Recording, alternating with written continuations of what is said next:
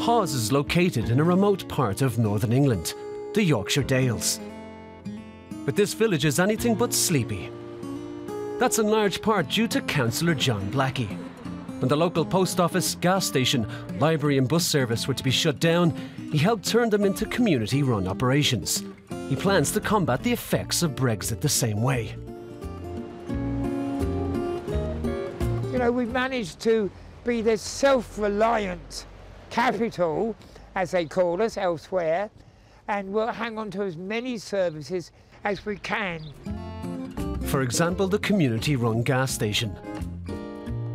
On this day, they're drawing visitors to Hawes with low gasoline prices. And who sets these prices? Councillor John Blackie, of course. He's a whirlwind, he's a dynamo, I think. And I've lived in the area for 15, 16 years now. And really anything good that's been done has come out of John and his efforts, so. The almost 70-year-old advocates for affordable housing, is honorary chairman of the bus company, executive chair of the gas station, and sub-postmaster at Hawes Post Office. He's also happy to provide info on the bus schedule. 2nd of October, any of those dates suitable? In Hawes, it's still possible to borrow library books or cash a cheque. That used to be a given throughout the Yorkshire region until budget cuts led to the loss of many services. Blackie fears Brexit will only make things worse. We don't have a grand master plan.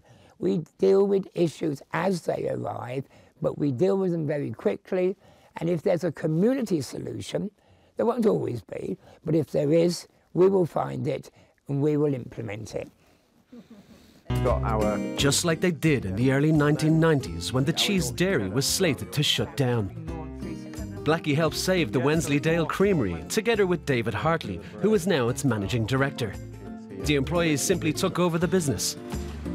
And today, the creamery employs over 200 people and exports cheese around the globe. He's been a champion of employment in the area. And a lot of the Dales, yes, we rely on tourism, we rely on agriculture, but a lot of it is about employment, proper employment for local people. Still, young families are leaving Hawes. Maintaining the village's infrastructure is becoming increasingly difficult. And it's just been announced that the only bank branch will close for good. You'd be using the bank every day, wouldn't you? Yeah, it's a killer. Yeah? Yeah, absolute killer. I thought they might carry on a bit longer. Yeah. The last thing you want are shops and premises to be empty, because when shops and premises are empty, people look at the place, it starts to look tired and dowdy and not thriving, and therefore people don't come. But we'll carry on in Hawes and we'll give our example to other communities, because if we can do it, they can do it. We're not taking no for an answer, I can assure you. Am I right? Absolutely, yes. The little white bus is an example of just how contagious John Blackie's enthusiasm can be. He's recruited 60 volunteer drivers to chauffeur tourists and residents who can no longer drive themselves. They go on outings, for instance, to enjoy tea and sandwiches in a neighbouring village. Residents of Hawes all agree that John Blackie is one of a kind and irreplaceable. I keep looking, I've got to come up with somebody soon. There'll soon be time to hang up my laptop, to hang it up and let somebody else take on. Haven't found anybody yet, but I'm living in hope. I'm an optimist. Which the people of Hawes appreciate.